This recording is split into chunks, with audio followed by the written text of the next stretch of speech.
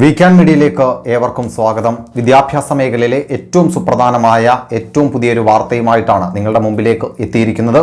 അതിനു മുമ്പ് ഈ ചാനൽ ഇതുവരെ സബ്സ്ക്രൈബ് ചെയ്യാത്ത വിദ്യാർത്ഥികളുണ്ടെങ്കിൽ വിദ്യാഭ്യാസപരമായ വാർത്തകളും വിശേഷങ്ങളും അതോടൊപ്പം തന്നെ ട്രോളുകളും ഒക്കെ അടങ്ങുന്ന വീക്കാൻ മീഡിയ എന്ന ചാനൽ നിങ്ങൾ ഇതുവരെ സബ്സ്ക്രൈബ് ചെയ്തിട്ടില്ല എങ്കിൽ ഈ ചാനൽ ഒന്ന് സബ്സ്ക്രൈബ് ചെയ്യുക.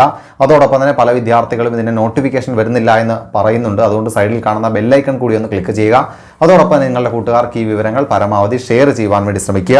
അപ്പോൾ ഏറ്റവും പ്രധാനപ്പെട്ട വാർത്ത, നമ്മുടെ വിദ്യാഭ്യാസ സ്ഥാപനങ്ങൾ തുറക്കണമെന്ന് സുപ്രീം കോടതിയുടെ ബെഞ്ച് വിധി പ്രസ്താവിച്ചിരിക്കുന്നു. ജസ്റ്റിസ് അരുൺ മിശ്ര അധ്യക്ഷനായുള്ള ബെഞ്ചാണ് അല്ലെങ്കിൽ അത്തരത്തിലുള്ള വാക്കാൽ പരാമർശം നടത്തിയിരിക്കുന്നത് എന്നുള്ള ഏറ്റവും സുപ്രധാനമായ വാർത്ത പുറത്തു വരികയാണ്. അതായത് JEE നീറ്റ് പരീക്ഷകൾ മാറ്റിവെക്കണമെന്ന് ആവശ്യപ്പെട്ടുകൊണ്ട് ഒരു വലിയ ഹർജി നമ്മുടെ സുപ്രീം കോടതിയുടെ മുമ്പിലേക്ക് എത്തിയിരുന്നു. അതിൻ്റെ വിധി പ്രസ്താവിക്കുന്നതിനിടെയാണ് അത്തരത്തിലുള്ള ഒരു പരാമർശം സുപ്രീം കോടതി നടത്തിയിരിക്കുന്നത്. തീർച്ചയായിട്ടും ഇത് കേന്ദ്ര സർക്കാരിന് വളരെ നിർണായകം തന്നെയാണ് എന്നാണ് നമ്മൾ പ്രതീക്ഷിക്കുന്നത്.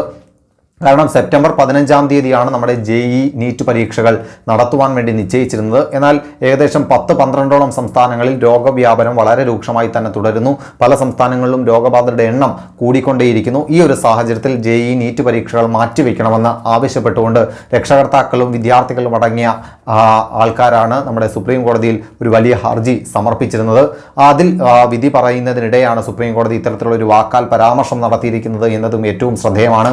അതിൽ സുപ്രീം കോടതി ചൂണ്ടിക്കാണിച്ച ഏറ്റവും പ്രധാനപ്പെട്ട പോയിന്റ് ഇതായിരുന്നു: ഒരു വർഷത്തോളം കോവിഡിന്റെ ഈ വ്യാപനം നിലനിൽക്കാൻ സാധ്യതയുണ്ട്. അതുകൊണ്ട് തന്നെ ഇത് പൂർണ്ണമായും മാറണമെങ്കിൽ ഏകദേശം 1-1.5 വർഷത്തോളം വേണ്ടിവരും. ആ ഒരു സാഹചര്യത്തിൽ അത്രയും കാലത്തോളം നമ്മുടെ വിദ്യാഭ്യാസ സ്ഥാപനങ്ങൾ അടച്ചിടണമെന്നാണോ ഹർജിക്കാർ ചോദിക്കുന്നത് എന്നുള്ള ഏറ്റവും പ്രധാനപ്പെട്ട ഏറ്റവും സുപ്രധാനമായിട്ടുള്ള ഒരു ചോദ്യമാണ് സുപ്രീം കോടതി ചോദിച്ചത്. ആ സമയത്താണ് അഡ്വക്കേറ്റ് അരുൺ മിശ്ര തൻ്റെ അഭിപ്രായം രേഖപ്പെടുത്തിയത്. ഇത്തരത്തിൽ സ്കൂളുകൾ തുറക്കണം, വിദ്യാഭ്യാസ സ്ഥാപനങ്ങൾ തുറന്ന് പ്രവർത്തിപ്പിക്കണമെന്ന് തന്നെയാണ് തൻ്റെ ആഗ്രഹമെന്നും സുപ്രീം കോടതി അത്തരത്തിൽ പറഞ്ഞിരിക്കുന്നു. അതുകൊണ്ട് തന്നെ ആ ഒരു സാഹചര്യത്തിൽ JEE നീറ്റ് പരീക്ഷകൾ മാറ്റിവെക്കണമെന്ന ഹർജിയിന്മേൽ വിധി പ്രസ്താവിച്ചിരിക്കുന്നു. യാതൊരു കാരണവശാലും മാറ്റിവെക്കേണ്ടതില്ല, സെപ്റ്റംബർ 15-ന് തന്നെ പരീക്ഷ ഉണ്ടാകും എന്നുള്ള ഏറ്റവും സുപ്രധാനമായ വാർത്ത.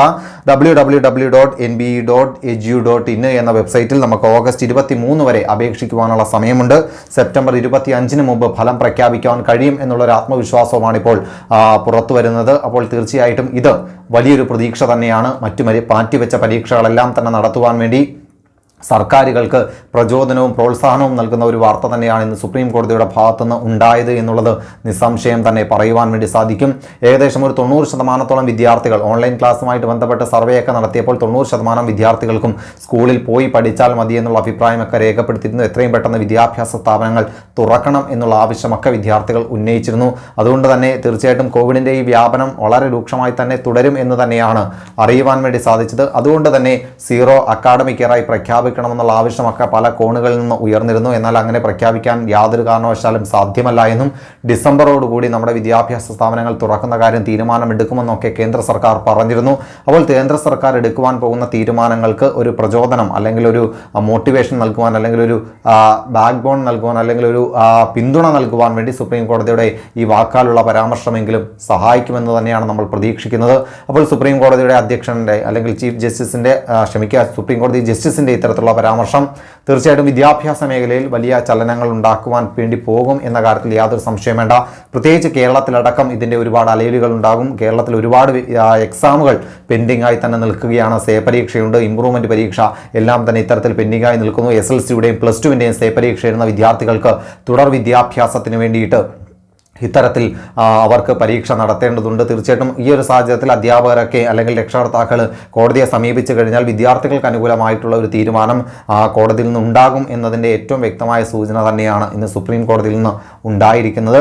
അതുകൊണ്ട് തന്നെ സുപ്രീം കോടതിയുടെ വാക്കിൽ നിന്ന് പ്രചോദനം ഉൾക്കൊണ്ടുകൊണ്ട് സ്കൂൾ തുറന്നില്ലെങ്കിലും വേണ്ടില്ല, SLCയുടെയും +2-ൻ്റെയും സേ പരീക്ഷ ഇതുവരെ നടത്തുവാൻ വേണ്ടി തീരുമാനിക്കാതെ വെച്ചിരിക്കുന്ന സേ പരീക്ഷ എത്രയും പെട്ടെന്ന് നടത്തുവാൻ വേണ്ടി കേരളത്തിൻ്റെ വിദ്യാഭ്യാസ വകുപ്പ് തയ്യാറാകണമെന്ന് തന്നെയാണ് വീക്കാൻ മീഡിയ അഭിപ്രായപ്പെടാനുള്ളത്. കാരണം അവരുടെ ഭാവി, വിദ്യാർത്ഥികളുടെ ഭാവിയുണ്ട്.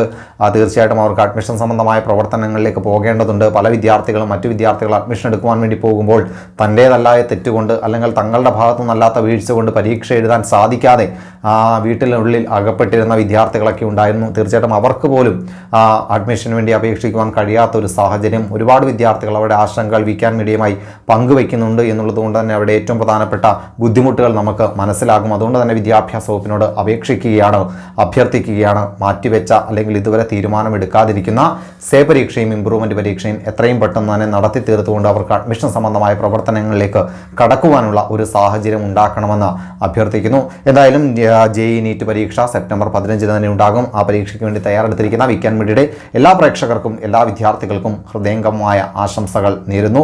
അപ്പോൾ മറ്റു വിദ്യാഭ്യാസപരമായ വാർത്തകളുമായി നിങ്ങളുടെ മുമ്പിലേക്ക് എത്താം. അതുവരെ എല്ലാവർക്കും ബൈ.